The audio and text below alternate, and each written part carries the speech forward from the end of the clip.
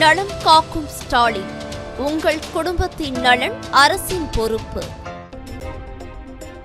மத்திய அரசின் பிரதிநிதியான ஆளுநரிடம் மசோதாக்கள் மீது முடிவெடுக்காமல் இருப்பது குறித்து பதில் கேட்பதில் தவறில்லை. ஆளுநருக்கான அதிகாரத்தை மத்திய அரசுதான் வழங்கியுள்ளது என உச்சநீதிமன்ற தலைமை நீதிபதி BR கவாய் கருத்து.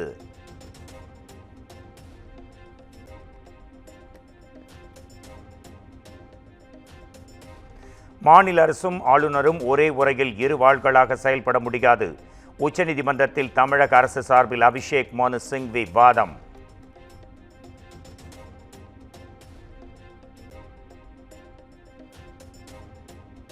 ஆம்பூர் கலவர வழக்கில் 154 பேரை விடுதலை செய்து திருப்பத்தூர் மாவட்ட நீதிமன்றம் உத்தரவு.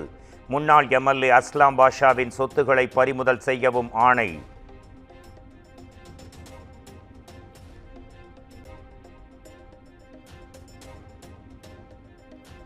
ஆம்பூர் கலவர வழக்கில் குற்றவாளிகள் 22 பேருக்கு சிறை தண்டனை அறிவிப்பு. 3 ஆண்டுகள், 2 ஆண்டுகள், ஓராண்டு என சிறை தண்டனை விதித்து நீதிபதி உத்தரவு.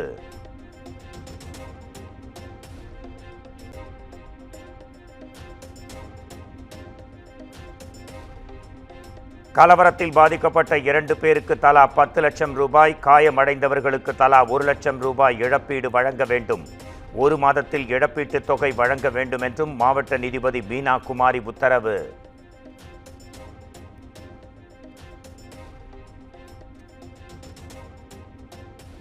கம்யூனிஸ்ட் கட்சியின் மூத்த தலைவர் நல்லகண்ணுவுக்கு மீண்டும் செயற்கை சுவாசம் மூலம் சிகிச்சை அளிக்கப்படுகிறது. அவரது உடல்நிலை குறித்து தகவல் தெரிவிக்க தனி மருத்துவக் குழு நியமிக்கப்பட்டுள்ளதாக அமைச்சர் மா சுப்பிரமணியன் விளக்கம்.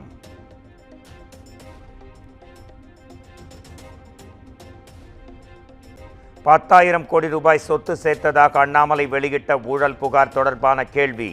திமுக பொருளாளர் TR பாலு பதிலளிக்க மறுப்பு.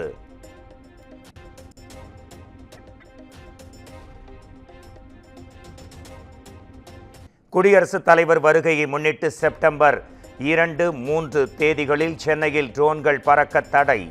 குடியரசுத் தலைவரின் வாகனம் செல்லும் வழித்தடத்தில் சிவப்பு மண்டலமாக காவல்துறை அறிவிப்பு.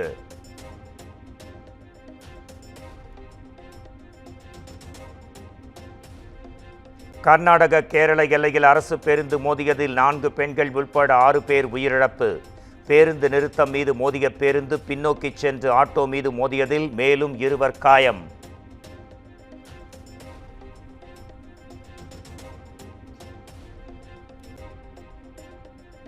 பாகிஸ்தான் பயங்கரவாதிகள் 3 பேர் பீகாருக்குள் ஊடுருவியதால் பதற்றம்.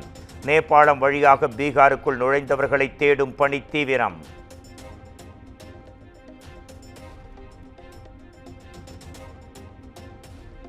ரஷ்யாவிடம் எண்ணெய் வாங்குவதால் இந்தியாவுக்கு 50% வரி விதித்த அமெரிக்கா ரஷ்யாவுடன் எரிசக்தி ஒப்பந்தங்கள் குறித்து ஆலோசனை. அலாஸ்காவில் விளாடிமிர் புட்டினை சந்தித்த போது எரிசக்தி ஒப்பந்தம், ஐஸ் பிரேக்கர் கப்பல்களை வாங்குவது உள்ளிட்டவை குறித்து டொனால்ட் ட்ரம்ப் ஆலோசித்ததாக தகவல்.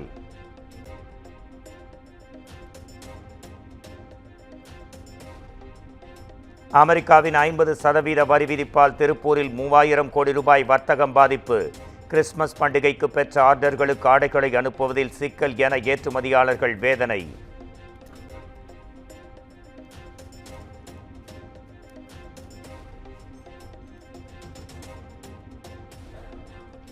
அமெரிக்காவின் வரி விதிப்பால் பின்னல் ஆடை நிறுவனங்களுக்கு ஏற்பட்டுள்ள பாதிப்பை உடனடியாக சரி செய்ய வேண்டும்.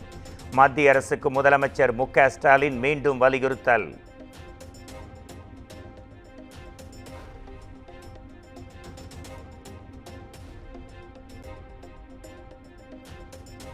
சுங்கவரி இல்லாமல் பருத்தி இறக்குமதிக்கான அனுமதி டிசம்பர் மாதம் 31ஆம் தேதி வரை நீட்டிப்பு. அமெரிக்காவின் வரி விதிப்பிலிருந்து ஜவுளித்துறையை காப்பாற்றும் வகையில் மத்திய அரசு உடனடி நடவடிக்கை.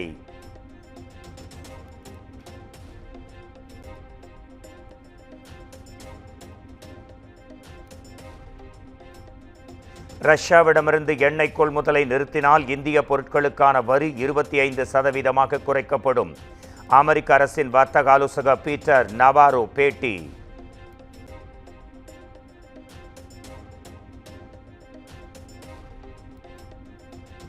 யுக்ரைன் மீதான ரஷ்யாவின் தாக்குதல் நரேந்திர மோடியின் யுத்தம் என அமெரிக்கா விமர்சனம். இந்தியாவின் உதவியால் தான் விளாடிமிர் புட்டின் தாக்குதலை தொடர்வதாகவும் டொனால்ட் ட்ரம்ப் நிர்வாகத்தின் வர்த்தக ஆலோசகர் குற்றச்சாட்டு.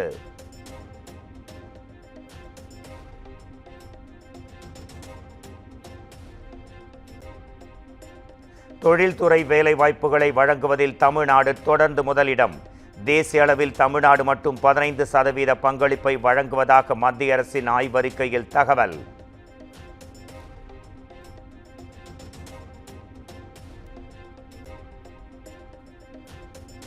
தமிழ்நாட்டில் பெரிய கோயில்களை பராமரிக்க தேவஸ்தானங்களை அமைப்பது குறித்து யோசிக்க வேண்டிய தருணம் இது. திருவண்ணாமலை அருணாச்சலேஸ்வரர் திருக்கோயில் முன் வணிக வளாகம் கட்டும் திட்டத்தை எதிர்த்த வழக்கில் உச்சநீதிமன்றம் அறிவுறுத்தல்.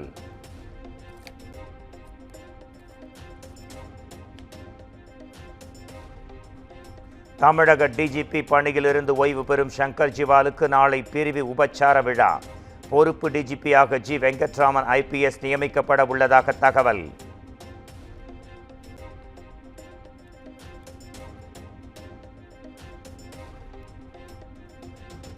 தமிழகத்தில் தெருநாய்களை கட்டுப்படுத்த கோரி பொதுநல மனு தாக்கல். வழக்கு விசாரணையை உச்சநீதிமன்றத்திற்கு மாற்றியது உயர்நீதிமன்ற மதுரை அமர்வு.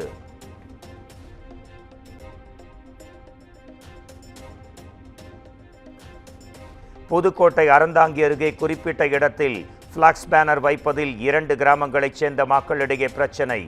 தங்கள் எல்லைக்குள் பேனர் வைப்பதா என கூறி சாலை மறியல் மற்றும் போலீசாருடன் வாக்குவாதம்.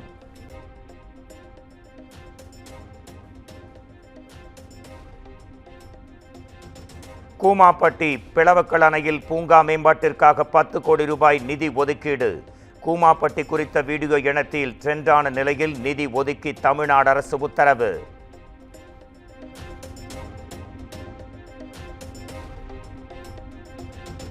விளையாட்டு மைதானத்திற்காக ஒதுக்கப்பட்ட இடத்தில் நாய் கருத்தடை மையம் அமைக்க தடை கோரிய வழக்கு. சென்னை மாநகராட்சி 2 வார காலங்களில் பதிலளிக்க உயர்நீதிமன்றம் உத்தரவு.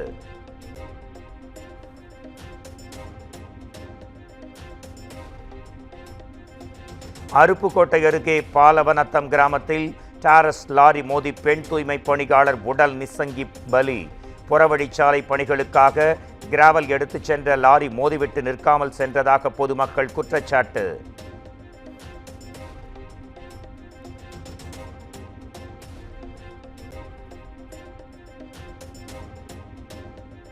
கள்ளக்குறிச்சி மாவட்டம் உளுந்தூர்பேட்டை அருகே குடியிருப்பு பகுதியில் மண்டை ஓடு கிடந்ததால் மக்கள் அச்சம். பொதுமக்களின் அமைதியை குலைப்பவர்கள் மீது நடவடிக்கை எடுக்க கோரிக்கை.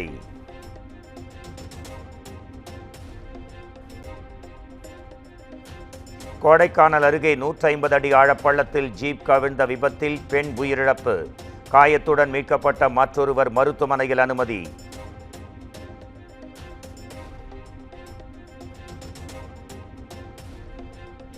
திருவண்ணாமலை மாவட்டம் ஆரணி அருகே தனியார் பள்ளியின் 2 பேருந்துகள் மோதி விபத்து. 2 பேருந்துகளில் சென்ற 25க்கும் மேற்பட்ட மாணவ மாணவிகள் காயம்.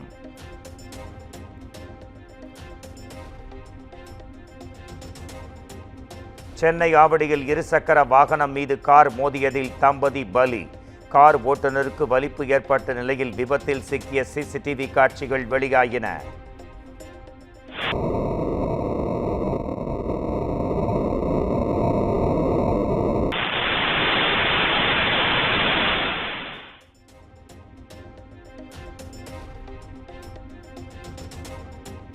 RSS மற்றும் பாஜக கட்டுப்பாட்டிற்குள் அதிமுக சென்றுவிட்டது. விடுதலை சிறுத்தைகள் கட்சி தலைவர் திருமாவளவன் விமர்சனம்.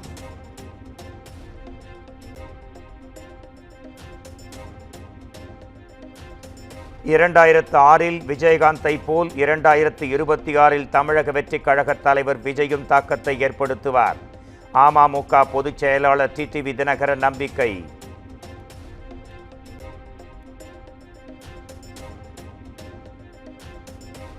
முதலமைச்சர் MK ஸ்டாலினை தமிழக வெற்றி கழக தலைவர் விஜய் அங்கிள் என கூப்பிட்டதில் தவறு எதுவுமில்லை. திரைப்பட இயக்குனர் KS ரவிக்குமார் விளக்கம்.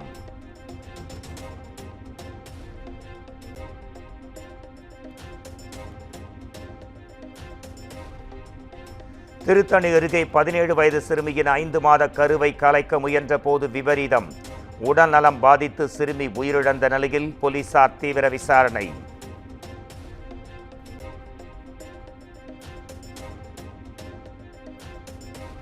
சத்தீஸ்கரில் மழை வெள்ளத்தில் சிக்கி திருப்பத்தூர் மாவட்டத்தைச் சேர்ந்த 4 பேர் உயிரிழப்பு. ஒரே குடும்பத்தைச் சேர்ந்த 4 பேரின் உடல்களையும் சொந்த ஊருக்கு கொண்டு வர ஏற்பாடு.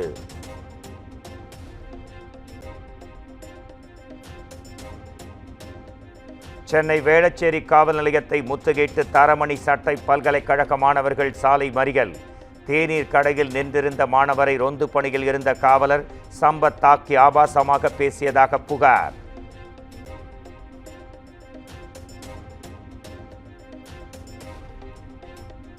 சென்னையில் ஆபரண தங்கத்தின் விலை சவரனுக்கு 120 ரூபாய் உயர்வு. ஒரு சவரன் தங்கம் 75,240 ரூபாய்க்கு விற்பனை.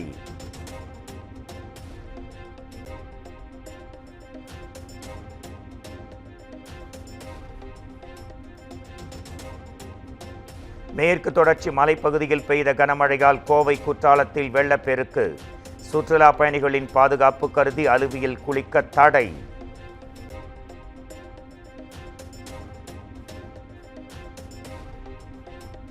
ஜம்மு காஷ்மீரில் சலால் அணை முழு கொள்ளளவை எட்டியதால் அனைத்து மதகுகள் வழியாக தண்ணீர் திறப்பு.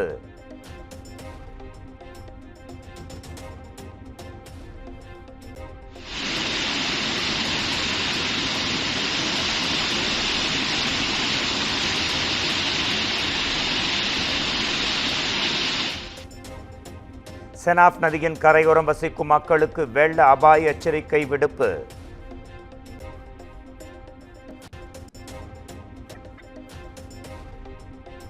இந்தியா ஒருபோதும் போரை விரும்பியதில்லை. யாருக்கு எதிராகவும் ஆக்கிரமிப்பை தொடங்கவில்லை. சவால் விடும் எதிரிகளுக்கு வலிமையுடன் பதிலளிப்பது கட்டாயம் என பாதுகாப்புத்துறை அமைச்சர் ராஜ்நாத் சிங் விளக்கம்.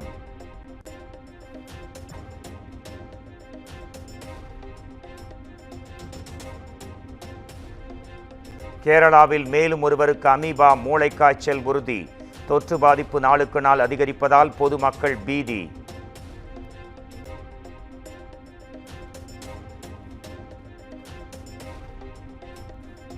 கேரள மாநிலம் காசர்கோட்டில் ஒரே குடும்பத்தைச் சேர்ந்த 3 பேர் ஆசிட் குடித்து தற்கொலை. கடன் தொல்லையால் விபரீத முடிவு எடுத்த நிலையில் கேரள போலீசார் விசாரணை.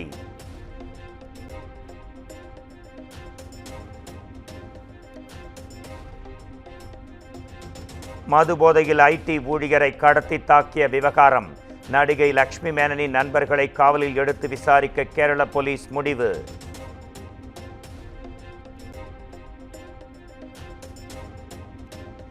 ஐடி ஊழியரை தாக்கிய வழக்கில் நடிகை லட்சுமி மேனனை கைது செய்ய கேரள உயர்நீதிமன்றம் இடைக்கால தடை. லட்சுமி மேனனின் முன்ஜாமீன் மனு ஓணம் பண்டிகைக்கு பின் விசாரிக்கப்படும் என்றும் அறிவிப்பு.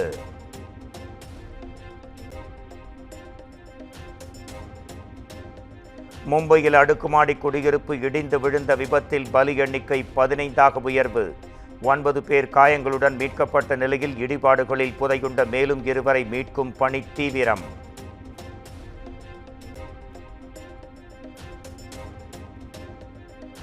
கேரள மாநிலம் பாலக்காடு தொகுதி காங்கிரஸ் எம்எல்ஏ மீது நடிகை பாலியல் புகார் கூறிய விவகாரம். எம்எல்ஏ மீது வழக்கு பதிவு செய்து கிரைம் பிரிவு போலீசார் விசாரணை.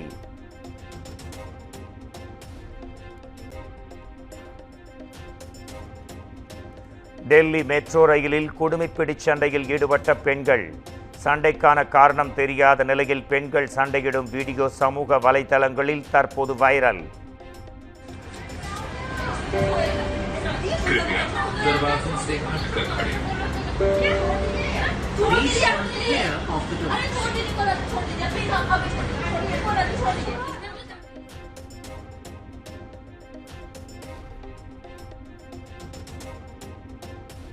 குடிமக்களின் பாதுகாப்பை உறுதி செய்ய நாடு முழுவதும் பதுங்கு குழிகளை அமைக்கும் துருக்கி.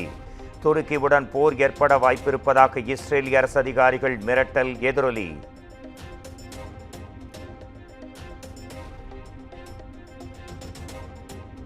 அமெரிக்காவின் மினியாபோலிஸ் நகரத்தில் பள்ளியில் நடைபெற்ற துப்பாக்கிச் சூட்டில் 2 குழந்தைகள் உயிரிழப்பு. தாக்குதலில் ஈடுபட்ட நபரும் துப்பாக்கியால் சுட்டு தற்கொலை.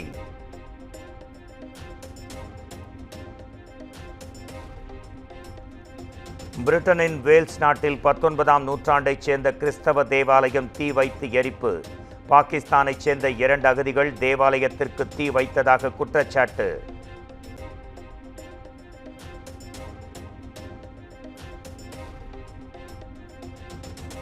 ஸ்பெயின் நாட்டில் பாரம்பரிய தக்காளி சண்டை கோலாகலம். ஆயிரக்கணக்கானவர்கள் தக்காளியால் தாக்கி அதீத உற்சாகம்.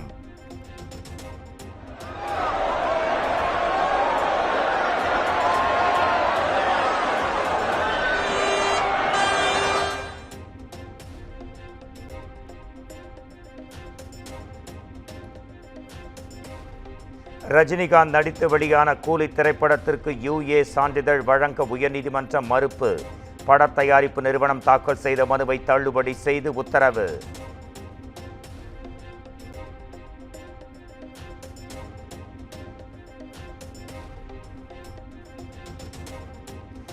காதலுடன் இருக்கும் புகைப்படத்தை சமூக வலைதளங்களில் பகிர்ந்த நடிகை நிவேதா பெத்ராஜ்.